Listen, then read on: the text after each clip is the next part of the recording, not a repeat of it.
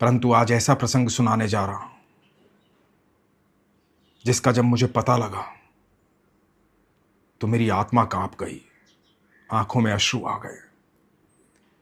मैंने अपने जीवन काल में आज तक, अभी तक ऐसा कोई भक्त देखा नहीं है। जिस भक्त के बारे में आज मैं आपको बताऊंगा, उस भक्त के प्रसंग को सुनना भी सौभाग्यशाली है। बड़े ध्यान से सुनिएगा। हरे कृष्ण दोस्तों, मैं हूं अनुज शर्मा।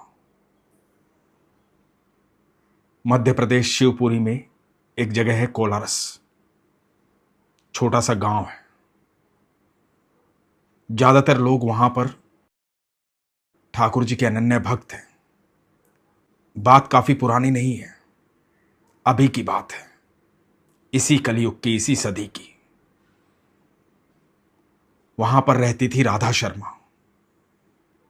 राधा शर्मा का जन्म वहां पर हुआ, जिनके पिताजी माताजी ठाकुर जी के अनन्य भक्त। कोलारस में सदर बाजार में एक गोपाल जी का मंदिर है, ठाकुर जी का मंदिर। एक दिन हुआ यूं, ठाकुर जी के मंदिर में जो विग्रह है उनकी बाहा टूट गई। जब बाहा टूट गई तो लोगों ने फैसला लिया कि ठाकुर जी का विग्रह खंडित हो गया है, अब इनको विसर्जित कर देते हैं। ये बात जब राधा शर्मा जी के पिताजी ने सुनी तो बड़े दुखी हो गए, अन्न जल त्याग दिया। ये निर्णय लिया कि ऐसा होने नहीं दूंगा। उन्होंने अपने गुरु को पत्र लिखा कि गुरुदेव, मुझे ये बताइए, जब किसी के बच्चे को चोट लग जाए तो क्या उसे अपने बच्चे को विसर्जित कर देना चाहिए? क्या उसे अपने बच्चे को खंडित मान लेना चाहिए? अपने बच्चे को अपने पास नहीं रखना चाहिए? मेरे यहां ठाकुर जी के विग्रह में उनकी बाहा टूट गई है। मैं चाहता हूं कि उनको यहां पर बादाम का हलवा खिलाया जाए, उनकी बाहा पर प्लस्तर किया जाए, उनकी देखरेख की जाए। वो स्वस्थ हो जाएंगे, पहले जैसे हो जाएंगे। तो मैं आपसे आज्ञा लेना चाहता हूं। गुरुदेव ने अपनी सहमति दे दी। जब गुरुदेव ने अपनी सहमति दे दी तो राधा शर्मा जी के पिताजी ने गांव के लोगों से कहा कि हम ठाकुर जी का प्लस्तर करवाएंगे। जिस प्रकार एक आदमी की बाहा टूट जाती है और उसका प्लस्तर होता है, वैसे प्लस्तर करवाएंगे, पट्टी बंधवाएंगे, बादाम का हलवा खिलाएंगे, ठाकुर जी की सेवा करेंगे, ठाकुर जी बिल्कुल स्वस्थ हो जाएंगे। ये भावना मन में रख करके ठाकुर जी की बाहा पर प्लस्तर करवाया गया, बादाम का हलवा खिलाया गया, रोज भोग लगाया गया, ठाकुर जी की सेवा की गई। एक सप्ताह बाद जब प्लस्तर खोला गया तो ठाकुर जी की बाहा जुड़ी हुई थी। सब गांव वाले हैरान थे। कुछ लोगों ने शंका जताई, कुछ लोगों ने कहा कि नहीं, ऐसा संभव नहीं है। एक प्लस्तर करने मात्र से यह बाहा कैसे जुड़ सकती है? हो सकता है कोई केमिकल लगाया हो, किसी चीज से जोड़ा गया हो, क्योंकि यह संभव नहीं है कि प्लस्तर करने से बाहा जुड़ जाए। लोगों ने पानी के टैंकर बुलवाए, कहा कि ठाकुर जी का जलाभिषेक करना है। तेज पानी के फव्वारों से ठाकुर जी का जलाभिषेक किया गया। मन में भाव यह था कि जलाभिषेक करेंगे, तेज फव्वारे चलाएंगे तो बाहा टूटकर गिर जाएगी, पर ऐसा हुआ नहीं। ठाकुर जी का विग्रह ज्यों का त्यों था। जब शंका मिट गई तो सब नतमस्तक हो गए।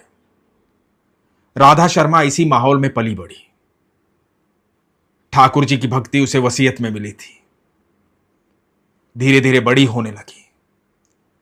राधा शर्मा और उनकी बहन, जब दोनों का विवाह इनके पिताजी ने कर दिया तो पिताजी और माताजी ने वृंदावन वास ले लिया।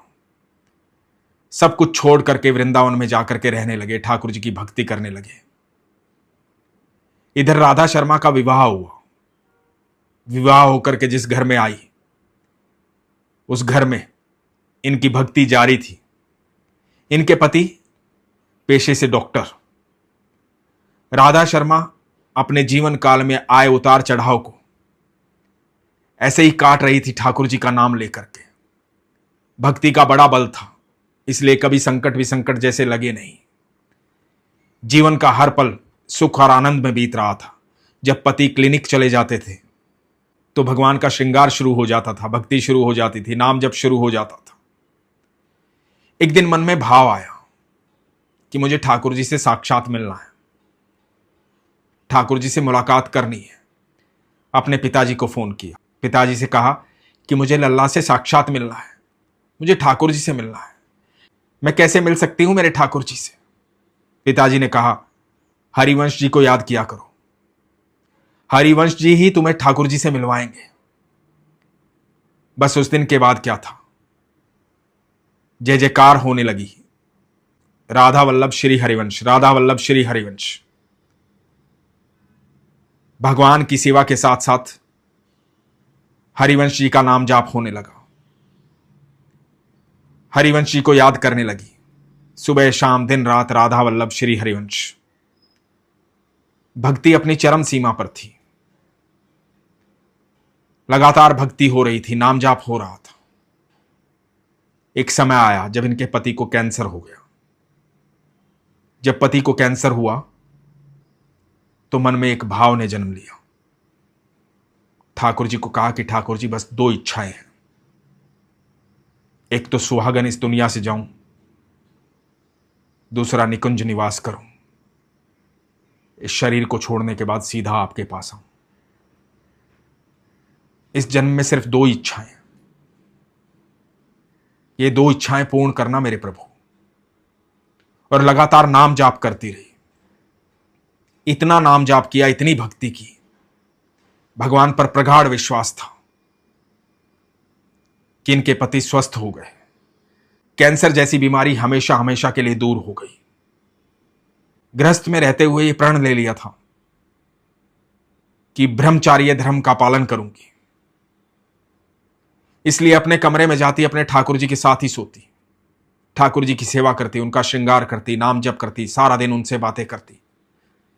फिर एक दिन आया, अपने बच्चों को कहा कि मैं वृंदावन जाना चाहती हूं, बरसाना जाना चाहती हूं, पता नहीं कब जीवन यात्रा पूरी हो जाए।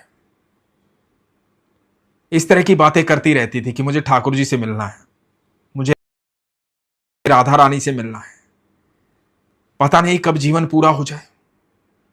इनकी बेटी जिन्होंने ये सारा अनुभव बताया, उनका नाम है राधिका शर्मा, वो इंदौर में रहती हैं। राधिका जी बताती हैं कि बेटी को कहा कि तू मेरे साथ चल, वृंदावन जाना है, बरसाना जाना है। लेकिन राधिका जी को कुछ काम था, व्यस्तता थी, इसलिए राधिका जी ने कहा कि मम्मी मैं सारी व्यवस्था कर देती हूं वृंदावन में, बरसाना में, आप होकर आओ। मम्मी की उम्र 62 वर्ष। इनकी मम्मी अपनी बहन के साथ यानी कि राधिका जी की मौसी के साथ वृंदावन गई, ठाकुर जी के दर्शन किए, वहां सेवा कुंज में रुकती थी, बरसाना की परिक्रमा की। 62 वर्ष की उम्र में कोई थकान नहीं, भगवान की भक्ति में लीन, अत्यंत आनंद में। वहां जाकर के होली का महोत्सव चल रहा था, वृंदावन में होली खेली, फाग खेला, संपूर्ण आनंद में थी। ठाकुर जी की नगरी में जाकर के होली खेली, रंगों से सरोबार थी, मन में भी बहुत सारे रंग थे, बहुत सारी उमंग थी, बहुत सारी खुशियां थी। बरसाना परिक्रमा करने के बाद, वृंदावन में ठाकुर जी से मिलने के बाद वापस आ गई शिवपुरी अपने घर। आने के 4 दिन बाद शीतला माता का पूजन का दिन था। सुबह पूजन किया, जल्दी उठी, उसके बाद सारा दिन ठाकुर जी की सेवा की, श्रृंगार किया। शाम का समय था, भगवान का श्रृंगार उतार रही थी, भगवान की पूजा की थी, जोत लगाई थी।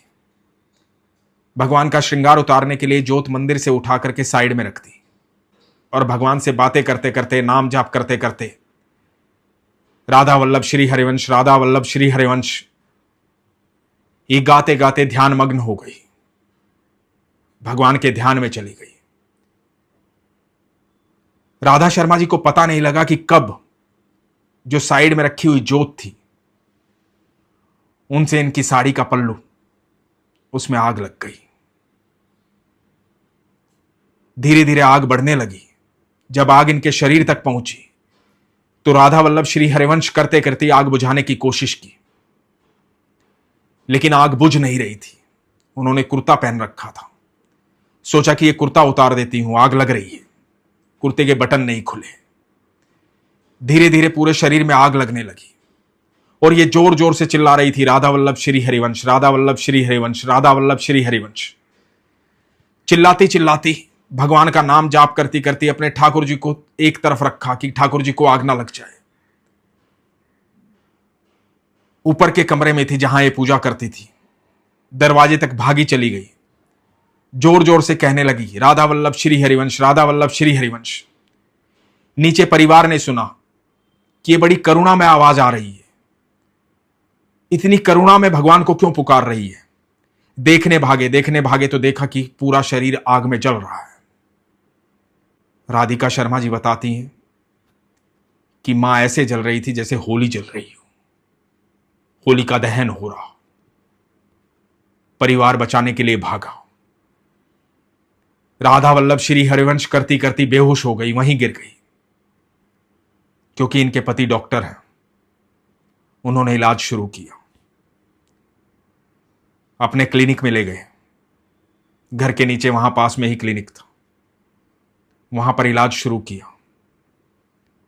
गंभीर अवस्था थी। होश आया। जब होश आया तो वो होश में थी, भगवान को याद कर रही थी। इनके पति ने अपने बेटे को फोन किया। इनके बेटे भी डॉक्टर हैं, उनका नाम है गिरिराज। गिरिराज को फोन किया कि बेटा ऐसी अवस्था हो गई है। बेटे ने सलाह दी कि अवस्था ज्यादा खराब है, इनको यहां से लेकर इंदौर जाओ, इंदौर में इलाज होगा। शिवपुरी से करीबन करीबन 350 किलोमीटर, 375 किलोमीटर के आसपास पड़ता है इंदौर। वहां से एम्बुलेंस में ग्लूकोज देते हुए, इलाज करते हुए इनके पति, परिवार वाले इनको इंदौर लेकर गए। इंदौर रहती है राधिका शर्मा, इनकी बेटी। बेटी को लगा था कि मां से मिलूंगी, मां को देखूंगी, मां बताएगी कैसे क्या हुआ। लेकिन मां जब पहुंची तो मां ने कहा, राधे राधे। मां को अस्पताल में एडमिट करवाया गया। डॉक्टर्स आए, इधर से इनके बेटे भी आ गए। इलाज शुरू हुआ। डॉक्टर्स ने बताया कि गंभीर अवस्था है, काफी हद तक जल चुकी है। एक दवाई बताई, वो दवाई विदेश से आनी थी। दवाई की कीमत थी 26 लाख रुपए। वो दवा मंगवाई गई ताकि सर्जरी हो सके। सर्जरी की गई।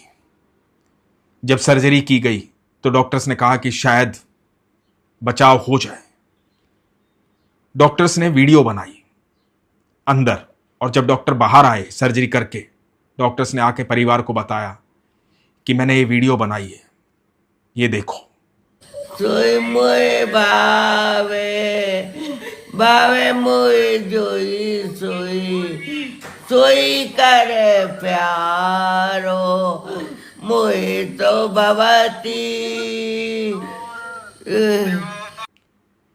इनको दर्द का जरा भी एहसास नहीं है। आमतौर पर जब हम इलाज करते हैं इतने जले हुए व्यक्ति का, तो चिल्लाता है, तरह तरह की बातें बोलता है, गुस्सा करता है।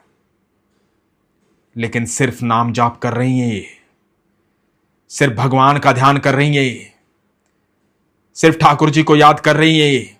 हमने अपने जीवन काल में कभी कोई ऐसा व्यक्ति नहीं देखा कि इतने दर्द में कोई डर ना रहा हो, घबरा ना रहा हो, कराहा ना रहा हो, चिल्ला ना रहा हो, विरोध ना कर रहा हो, सिर्फ भगवान को याद कर रहा हो। ऐसा हमने कोई नहीं देखा, इसलिए वीडियो बना ली।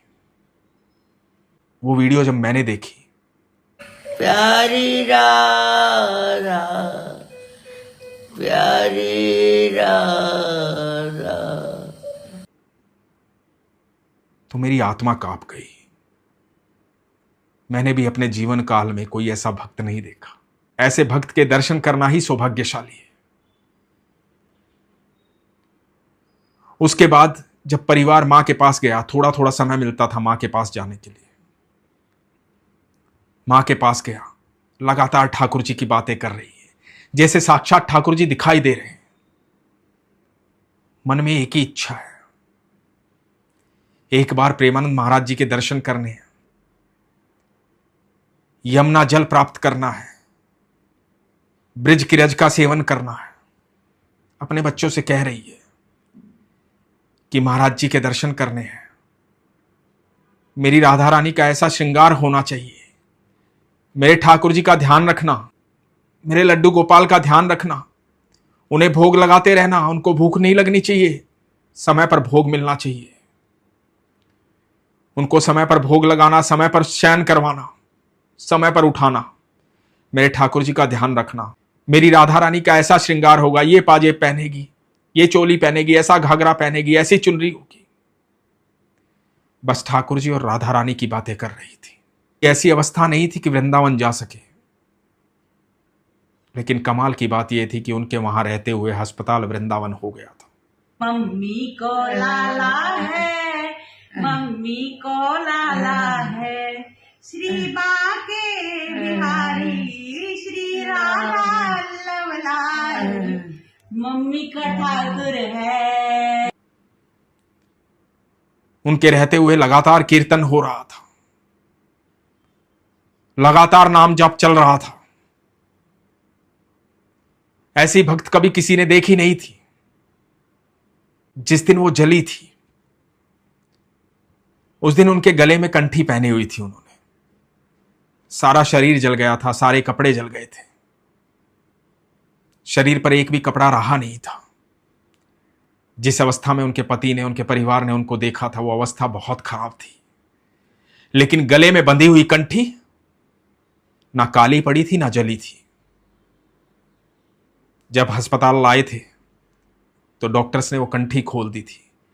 राधिका शर्मा ने वो कंठी पलंग से बांध दी थी, क्योंकि राधा शर्मा कह रही थी, मेरी कंठी मुझे दो, मेरे ठाकुर जी को मुझसे दूर मत करो, मेरे कन्हैया को मुझसे दूर मत करो, और मुझे कोई डर नहीं है, कोई घबराहट नहीं है, मेरे ठाकुर ने मुझे अग्नि दी है, मेरे ठाकुर को भजूंगी मैं। बार बार बात कर रही थी। वो अपनी ही दुनिया में थी, अपने वृंदावन में। आसपास खड़ा उन्हें कोई दिखाई नहीं दे रहा था, किसी के प्रति मन में भाव नहीं था, बस भाव था ठाकुर जी के लिए, राधा रानी के लिए। जिससे भी बात कर रही थी, ठाकुर जी की बात कर रही थी, राधा रानी की बात कर रही थी। राधिका शर्मा ने किसी तरह से प्रयास किया, क्योंकि राधा शर्मा जी चाहती थी प्रेमानंद जी के दर्शन करना। तो राधिका शर्मा जी ने कई ग्रुप्स में डाला। किसी तरह से नवल नागरी बाबा का उनको नंबर मिला। राधिका शर्मा जी ने नवल नागरी बाबा को फोन किया। व्यस्तता के कारण वहां फोन उठा नहीं, तो मां की वीडियो भेजी। जैसे ही नवल नागरी बाबा जी ने वीडियो देखी, तुरंत फोन किया।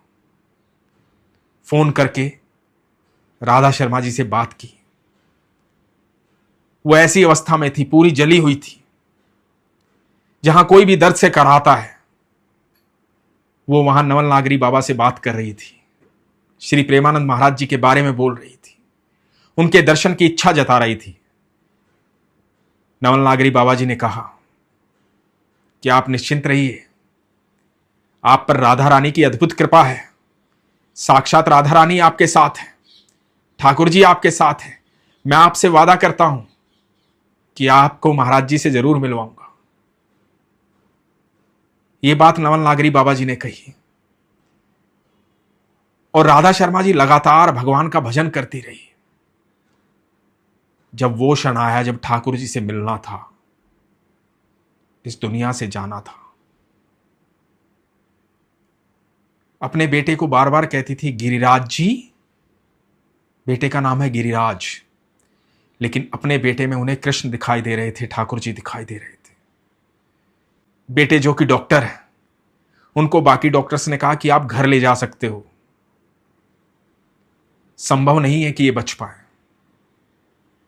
हर तरह से इलाज कर लिया है, लेकिन अब संभव नहीं है कि ये बच पाए। तो बेटे गिरिराज ने कहा कि कुछ लड़ाई हारने के लिए लड़ी जाती है। मेरी मां को यहीं रखना चाहता हूं।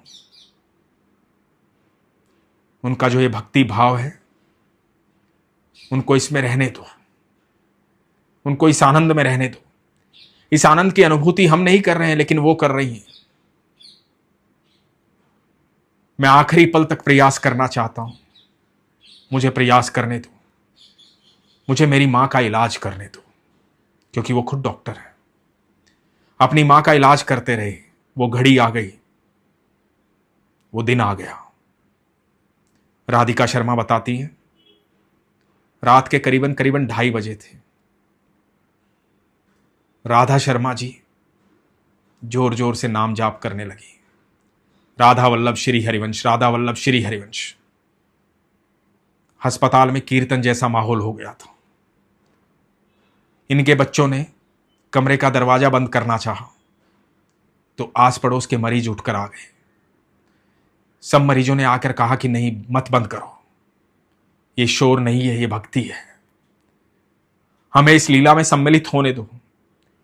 हमने अपने जीवन में ऐसी भक्त नहीं देखी, ऐसी भक्त के दर्शन करने दो, उसकी आवाज सुनने दो।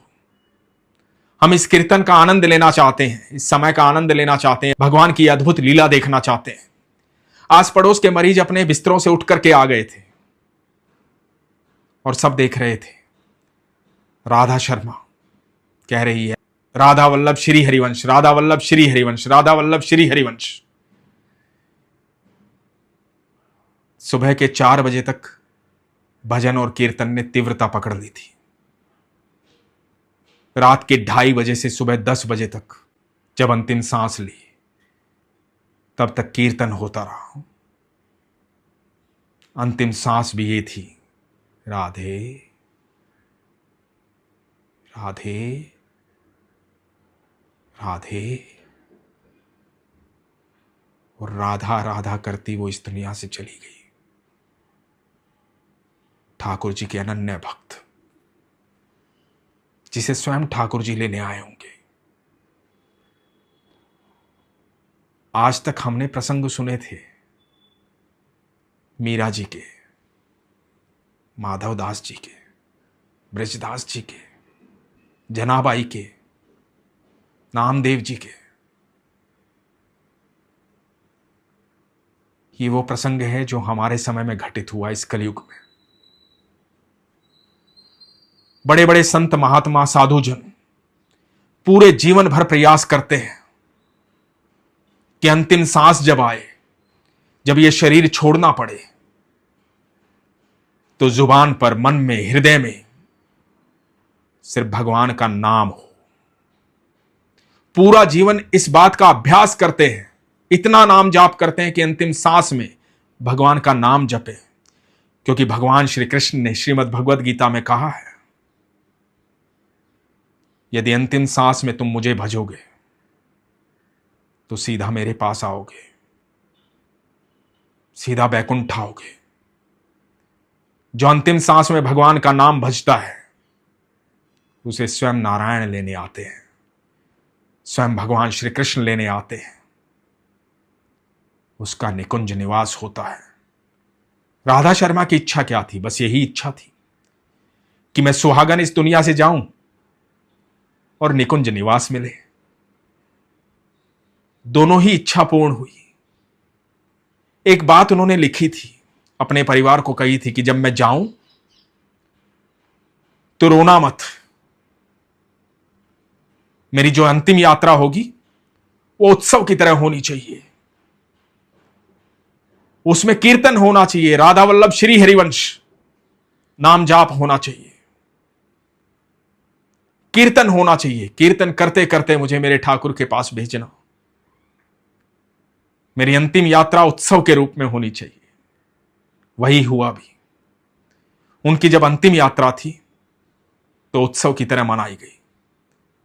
उन्हें इंदौर से शिवपुरी लाया गया।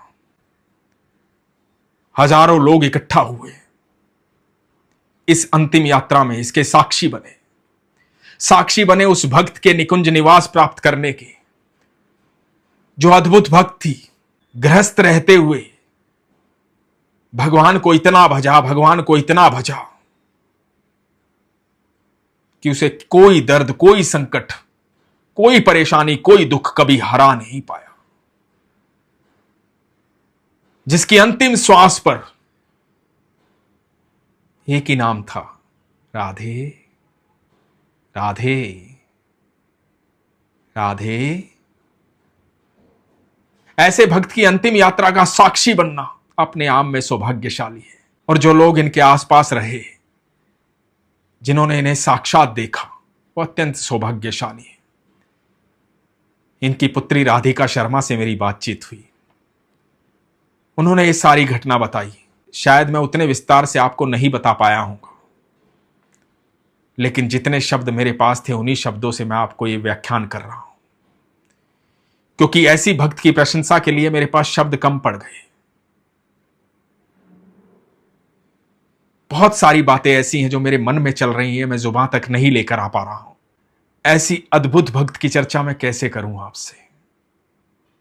उनकी प्रशंसा के लिए शब्द कहां से लाऊं मैं? उनकी पुत्री राधिका शर्मा जी बताती हैं कि उनकी इच्छा थी मृत्यु पश्चात वो वृंदावन जाएं, वो प्रेमानंद महाराज जी के दर्शन करें। ऐसी इच्छा उनकी जीवित रहते हुए थी। इनके बेटे और भाई इनकी अस्थियां लेकर वृंदावन पहुंचे, यमुना महारानी के पास। जब यमुना महारानी के पास जा रहे थे तो इनको खबर लगी कि प्रेमानंद महाराज जी की तबीयत खराब है, इसलिए वो आएंगे नहीं। जो रात को अपने भक्तों को दर्शन देते हैं, आज वो दर्शन देंगे नहीं। तो ये अपने मां की अस्थियों को लेकर के यमुना महारानी के पास जा रहे थे। रास्ते में गाड़ी रुकवा दी गई। पता लगा कि महाराज जी अचानक से आ रहे हैं, और महाराज जी अचानक से आए भक्तों को दर्शन देने। यहां पर राधा शर्मा जी के बेटे, उनके भाई अस्थियां लेकर खड़े थे। महाराज जी वहां पहुंचे। महाराज जी ने आशीर्वाद दिया। राधा वल्लभ श्री हरिवंश बोला, मुस्कुराए और चले गए। एक भक्त का भक्त से मिलाप था। एक भक्त दूसरे भक्त से मिल रही थी। जब राधिका शर्मा जी ने वो फोटो नवल नागरी बाबा जी को भेजा और कहा कि इस तरह से वहां अस्थियां लेकर गए थे और इस तरह से महाराज जी आए, तो नवल नागरी बाबा जी ने बताया था कि उस दिन आने का कोई प्रोग्राम नहीं था, पर अचानक से महाराज जी ने कहा कि कोई मेरा इंतजार कर रहा है, मुझे जाना होगा। और इसलिए महाराज जी आए, क्योंकि ये ठाकुर जी का परिवार है। ये बड़े बड़े संत, बड़े बड़े महात्मा, बड़े बड़े भक्त जो ईश्वर में प्रगाढ़ विश्वास रखते हैं, ईश्वर के सानिध्य में रहते हैं, ये सब ठाकुर जी का परिवार है, ये ईश्वर का परिवार है। हर भक्त एक दूसरे भक्त को जानता है, पूरा परिवार एक दूसरे को जानता है, एक दूसरे से परिचित है, क्योंकि ये मेरे कान्हा का परिवार है, मेरे ठाकुर का परिवार है। हर एक को हर एक का संदेशा पहुंच जाता है, क्योंकि हृदय से हृदय की बात होती है, प्रेम से बात होती है, प्रेम से संदेश पहुंचता है। इसलिए वो संदेश पहुंच गया था। जो राधा शर्मा जी का संदेश था वो महाराज जी के पास पहुंच गया था। ऐसे बड़े विरले भक्त होते हैं, बड़े ही विरले भक्त होते हैं। राधिका शर्मा जी ने विस्तार से मुझे यह प्रसंग बताया। मैं तब से लेकर अब तक विस्मित हूं, प्रसन्न हूं, भाव विभोर हूं। मन में बार बार यह चल रहा है कि आज इस कलयुग में कोई मेरे ठाकुर को इतना प्रेम कर सकता है, कोई इतना प्रेम करने वाला है मेरे ठाकुर को इस धरती पर आज भी। बड़ी प्रसन्नता हुई ये जानकर, बड़ी खुशी हुई। मैं सच कहता हूं, ऐसे भक्त को लेने ठाकुर जी बाहें फैलाकर आते हैं, बैकुंठ छोड़कर आते हैं ऐसे भक्त से मिलने। राधा शर्मा जी की सारी इच्छाएं पूर्ण हुई। ये प्रगाढ़ विश्वास की बात है, प्रेम की बात है। सच्चे विश्वास की बात है, सच्ची आस्था की बात है। जब आप ईश्वर के संपर्क में आते हैं ना, तो कोई संकट संकट जैसा नहीं लगता, कोई दुख दुख जैसा नहीं लगता, कोई दर्द दर्द जैसा नहीं लगता। आपको सब कुछ ईश्वर की लीला दिखाई देती है। जीवन में जो दुख है, तकलीफ है, वो प्रारब्ध है, वो हर एक को काटने पड़ते हैं। लेकिन उस प्रारब्ध में यदि भगवान साथ खड़े हो जाएं तो दुख दुख जैसे नहीं होते। और यदि चाहते हैं कि भगवान साथ खड़े रहें तो प्रगाढ़ विश्वास कीजिए, सच्चा प्रेम कीजिए, दुख और सुख को समभाव में देखिए। इसके लिए अत्यधिक विश्वास की आवश्यकता है। इसीलिए मैं हमेशा कहता हूं, अपने विश्वास को मजबूत रखिए, अपना ख्याल रखिए। हरे कृष्ण।